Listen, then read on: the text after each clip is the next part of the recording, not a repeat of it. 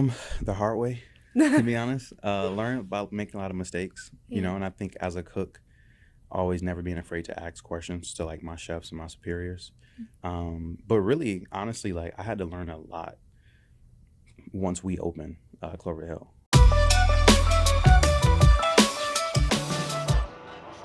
Hi, everyone, and welcome to New Money, where we talk to movers and shakers about how they made it. I'm your host, Rosemarie Miller, here with executive chef and partner of Clover Hill, Charlie Mitchell. Thank you so much for joining me today, Charlie. Thanks for having me. So, Charlie, you are the first Black Michelin-starred chef in New York and the second Black Michelin-starred chef in the U.S. How does that feel? It feels good. It feels good. Yeah, still getting used to it. Although it's been a couple of years, but like, yeah. Was this a lifelong goal of yours? Which part? Being a Michelin-starred chef? Yeah. I mean, I don't know about lifelong, but definitely career. Like I think it took. I didn't really understand what Michelin stars were until I was about, I want to say 21. After I had already kind of started cooking, so I knew that I wanted to cook, but I wasn't really sure like where cooking was going to take me necessarily. Yeah. But once I learned about, accolades and some of the best restaurants in the world, it became like a goal of mine. So what's the process like, for those who don't know, I don't know, of getting a Michelin star? Well, they won't give you the official process because that's a part of like how it works. But essentially, you're rated anonymously by Michelin inspectors is what they go by. And they grade you on a scale from 1 to 3. And if you're lucky, you could add it to the guide. And then at the award ceremony that they host in your city, they'll award you a star. They'll award you a star. Yeah. That almost sounds too easy. But how has your life changed since all of this has happened? Well, the biggest change is like the restaurant, right? Yeah. Like the biggest change was, we got the star, I want to say 8 months into being open. And it really changed everything. Just like far as like, how people perceived us, how, people dying there, the kind of guests we got. It changed the kind of cooks that were applying to the job and like serving staff, like everything really. You really made everyone in the industry kind of like see you as like a serious restaurant. And then for the people who are even on the outside of the industry that may not completely understand what a Michelin star is, they at least think like, oh, it must be a fancy place, or oh, it must be really nice. So it really changes how everyone views the restaurant. That's like the biggest change. And so you said the guests changed. Who was the primary audience? Well, we're in Brooklyn Heights, so right out the gate, you're getting like the neighborhood at first, right? Like mainly people in the neighborhood, people live in Brooklyn maybe, and then you're getting people sometimes who just like stumble upon and they're like, I need something to eat really quick. They're Googling what's in the area, and like those kind of people will pop in, But I see like after the Michelin star, like everything is a lot more intentional. You have guests who are, maybe they're just traveling to New York City, or they're traveling to Brooklyn, or they're traveling to eat at Michelin star restaurants, or they saw that I was a chef and they want to come support me, So like we see that every guest usually aren't just like stumbling in now anymore. Like it has some more intention behind it. Is there like a wait list? Sometimes. Sometimes. Yeah. So what do you think makes your food stand out? What sets it apart from another chef's food? Well, that's tough, but I think it's just the intention and the direction of the cuisine, like really making sure that, we're using nice ingredients and we're using them the best way we know how, properly. And then also trying to showcase some techniques. And then for me, it's really important to bring like big flavors. I think that bringing big flavors really is what's going to make the meal more memorable. And I think, we send out a lot of food these days. We're up to like things like 15, 16 bites of food. And because it's so much, it's hard to know like what a person is going to remember at the end of the meal. So it's just very important that it's memorable. So I think that the flavor is what really sets our food apart at the restaurant. So do you ever just like suggest a meal, or do you let people order like, no, don't get that, I want you to order this? Well, it's easy for me now because not everyone just gets the same thing, So yeah, we used to do We used to do brunch, we did lunch, dinner, we used to do a la carte.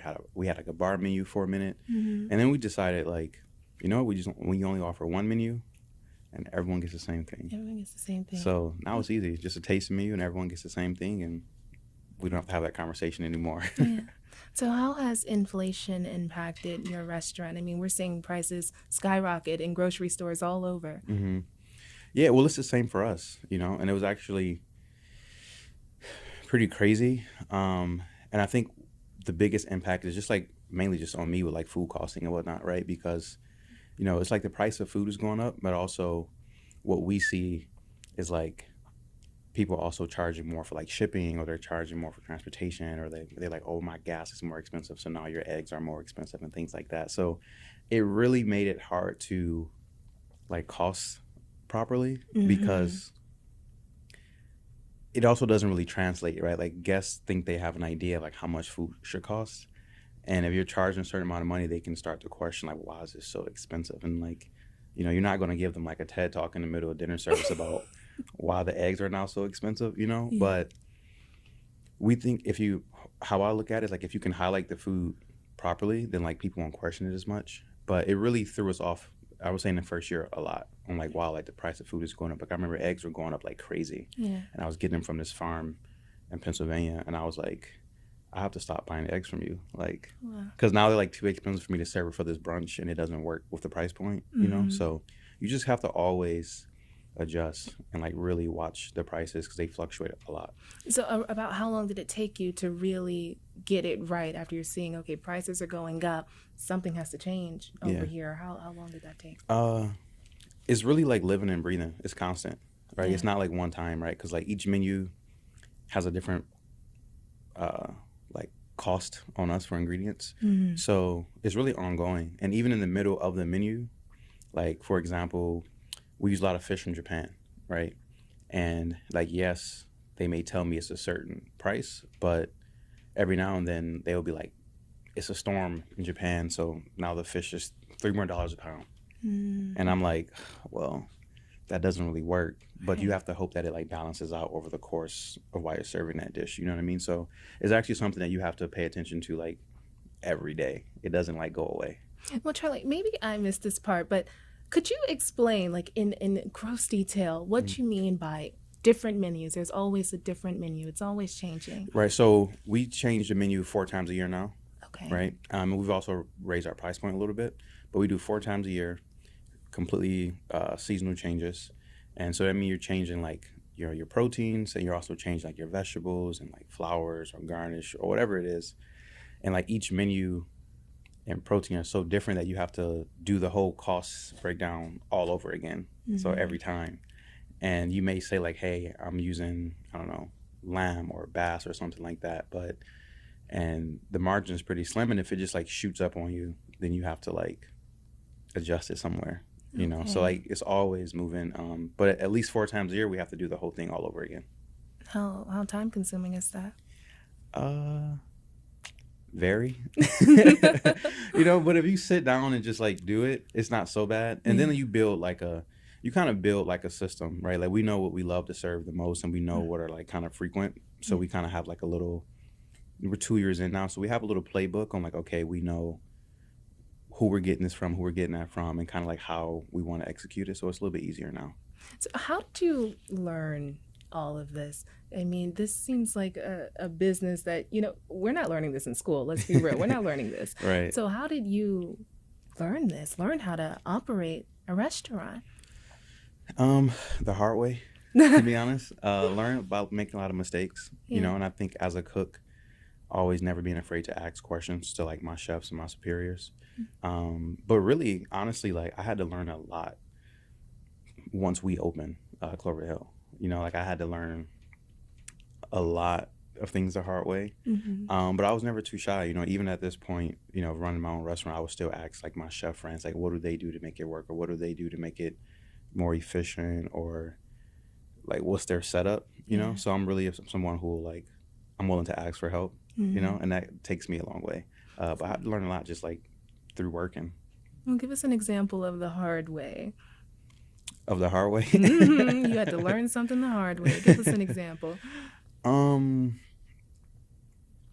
like for like a small example, a silly example, I always tell people is like trash, for example, right? Like when you're a cook and you're just working for other people, you don't realize like how much it costs to get the trash picked up or something like that, right? And you're like, why is my bill like $1,000 a month just for trash? And like factoring that into like your operating costs is like what's crazy to me, you know? Um, and then getting really good at like proteins. We get a lot of proteins that are like whole fish, that have like like the head and all that kind of stuff, and like Mm. really learning how to like factoring in like waste and trim and things like that into your costs was like something that I was not good at when we first opened, Mm. and your food cost just like goes through the roof, and then you're like, oh wow, this Mm. is learning the hard way. So, what is a day in your life like? Uh, well, it changes. But typically it's like wake up, check emails, make sure all the orders and everything are in place for the restaurant, make sure like the day is off to a good start. I usually check in with the AM team who gets in around 7 o'clock just to make sure like they're good so I can like stroll in around 11:30. Um, and then honestly, I try to stay in the kitchen as long as possible. Yeah. Like I'm not the kind of chef who like I don't spend probably enough time doing all my like office work and admin work. Like I just like to exist with the cooks and get in there and prep and see what's going on and work on new food. And then I probably work about a 12, 13 hour day Mm. these days. So, do you assist with the hiring and the firing of people in the kitchen, or is that one of the other partners? Because it's three of you, right? Yeah, it's three of us, but anything like kitchen related, like I handle it all. Like some You things do. we handle together, right? Like if you're firing someone or something Mm. that kind of like can be kind of shaky sometimes. So Right. we handle those things together, but usually anything kitchen top to bottom, like I have to handle it myself. You do. Yeah. So, what tips do you have for other restaurant owners and hiring kitchen staff? Uh, Learn how to ask the right questions. Mm. Like I think, a lot of times chefs, we can get very like, you just need a body, it's so much work. You just need someone here to do it. And I think I've learned that like you should take your time a little bit and like really, stay true to like an interview process. I'm learning that, right? And like make sure they're a good fit. We have a fairly small team. It's only 8 of us. And I had to learn like, throwing like the wrong like personality bombs into a small team. Mm.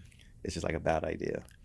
So it really has to be like the right fit, and like taking my time on that is something that I feel very like passionate about. Like I'll be understaffed for a little bit before I just throw anyone in there. Well, Charlie, I don't know. Your life seems interesting. So you're this boy from Detroit who's in New York Yeah. doing it. Okay, you are living your dreams. How did you get here? um how did I get here? How did you get here? I mean, things had to align. I've been in New York now 8 years. I worked for, I think, in combination like great chefs who I was able to like work closely with and like learn pretty quickly. Like when I moved to New York City, I was, I think, 24, 25, and I felt like I was very behind Mm. because like here, like the industry is very, it moves very fast, and like kids are like coming right out of culinary school and they're like running circles around you, and it's kind of intimidating at first. Mhm. So I just had to really make sure that I was like learning as much as possible, reading cookbooks whenever I could, and like showing that I was enthused and eager to learn very fast, and then I just worked at places that I felt were going to like inspire me and my style of cooking over the last 8 years. And, then when I got the Clover Hill opportunity, I didn't necessarily think I was ready, to be honest, to be like a head chef at that time, but I felt like if I'm not gonna bet on myself, then like you can't expect someone else to, right? So I was Mhm. like, what's the worst that could happen? Yeah.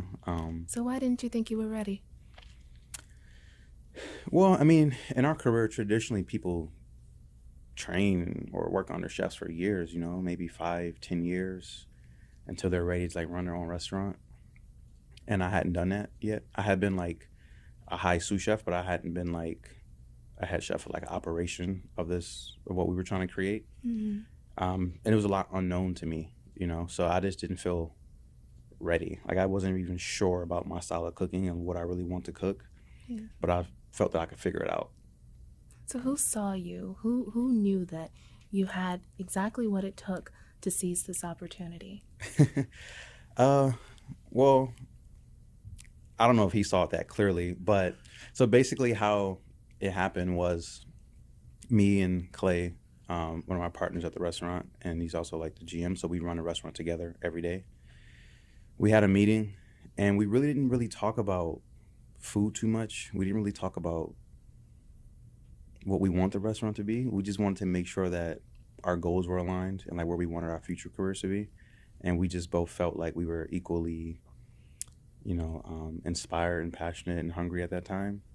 And we were like, all right, let's give it a try. So he just like took, to this day, I'm like, you were crazy for hiring me to do this job, but it's worked out and more, but he was a person who was like, yeah, let's do it. And I was like, okay.